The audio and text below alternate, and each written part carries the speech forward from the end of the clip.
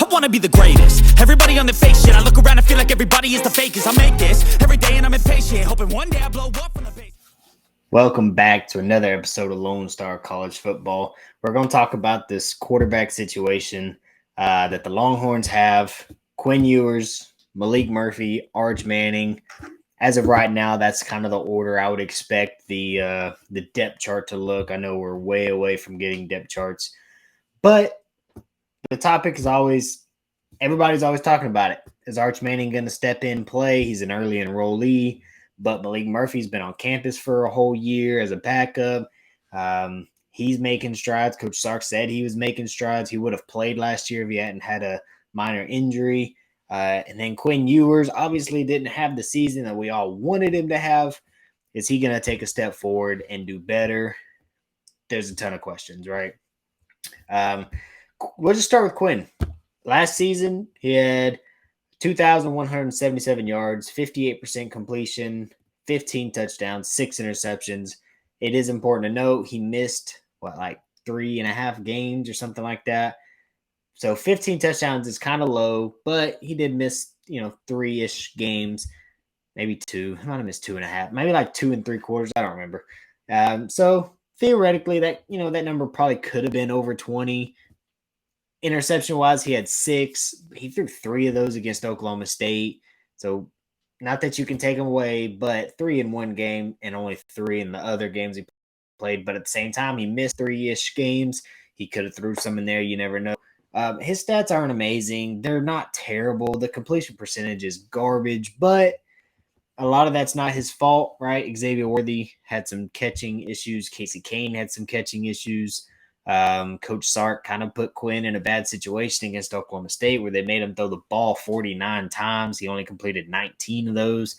So he's got work for sure, right? He's got to get his footwork better, 100%. He's got to be able to step up, plant his feet, and deliver the ball. But there was also some issues with coaching and how we threw the ball, when we threw the ball. We would sometimes throw the ball deep too many times in a game where it's like, just get them the ball on a slant or an out or a bubble screen, just something. Where I stand, and I don't know as if I could waver off of this, I think Quinn is the guy next year no matter what. I don't think us as fans can keep doing this new quarterback thing, right? And then expecting a different result. That's the definition of insanity, is doing the same thing over and over and over again and expecting a different result, right? Sam Mellinger leaves. We've got Hudson Card and Casey Thompson. Card starts the season. He's rattled against Arkansas. Casey Thompson comes in, for the most part, has an okay season, and then falls off the earth the second half of the season. Casey Thompson dips. Quinn Ewers comes in. Quinn starts. He gets hurt. Hudson Card comes in. Hudson Card showed for sure that he developed from 2021 to 22. He got better. It still wasn't good enough, but he got better. That's why I think at Purdue, I think he can go there and hopefully progress some more and be a solid quarterback.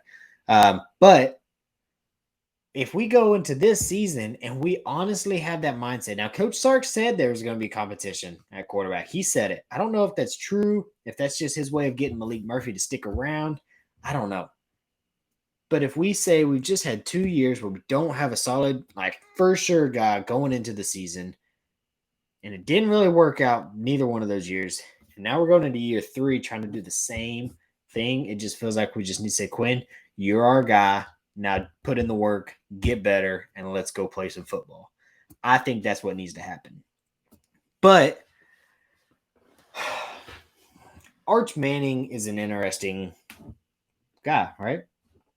He's a Manning, the nephew of Peyton and Eli, 2 guys who both have 2 Super Bowl rings. The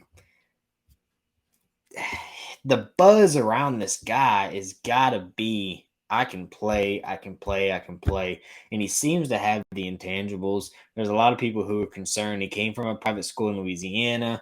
Okay, I get it. A ton of players come from 3A schools and play college football at a high level. Happens all the time. But in a sense, at the same time, more often than that happens where they come in and they're not playing at a high level. I get that. I'm not oblivious to that. I think Arch Manning has the people in his life, though, who have been able to teach him the game of football pretty well. I think he's never been shorted on the absolute best development, the best quarterback coaches, the best. Right, I know he didn't go to the Elite 11 or these camps now, but as a kid in middle school and probably I would imagine underclassmen in high school, he probably went to a bunch of stuff, even if it wasn't the national scale, and got a lot of development. Or just throwing the ball at Thanksgiving with Peyton Manning. Are you kidding me? I don't I don't want to say Arch can start because I don't think he can. To be honest with you, if it's not Quinn, I want it to be Malik Murphy. Malik Murphy's a stud. And one thing that I don't like about Sark is that he doesn't want the mobile quarterbacks. I love mobile quarterbacks. I say if you can move, that's just so much better. If you can get out of the pocket because the offensive line didn't hold up on that play, and now it's not just, oh, you can roll out and throw.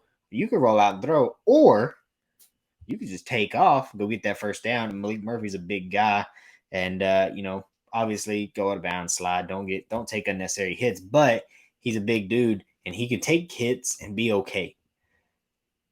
I really hate the fact that in my mind, Malik Murphy's only number 2 on the depth chart right now, so he doesn't transfer, so that we have that depth.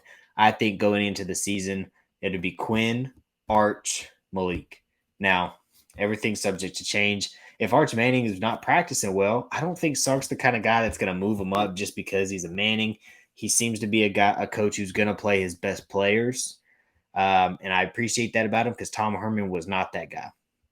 That's why Keontae Ingram was starting Bijan Robinson's freshman year. Bijan, I know he didn't play the whole season, but he wasn't starter. He averaged like 8 yards a carry, 8.2 yards a carry, or something like that as a true freshman.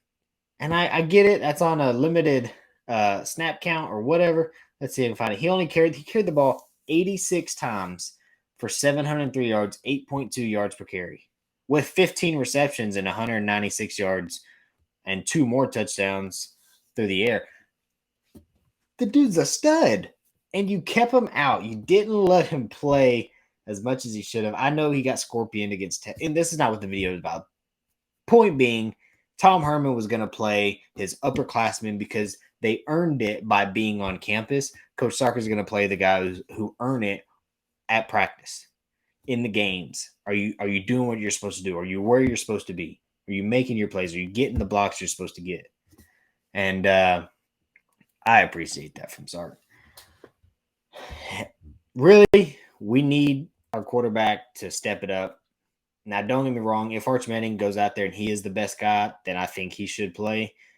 That's hard to believe. It's hard to believe that he could come in campus and be better than Quinn already, because I think Quinn, in our minds, we have a negative about him because of his completion percentage, because of some of the plays he made. But you got to imagine this is first. He didn't play football 2 years ago. All right. At Ohio State, he handed the ball off 3 times. So he had a whole year off this first year in this offense, this style. Give him another year.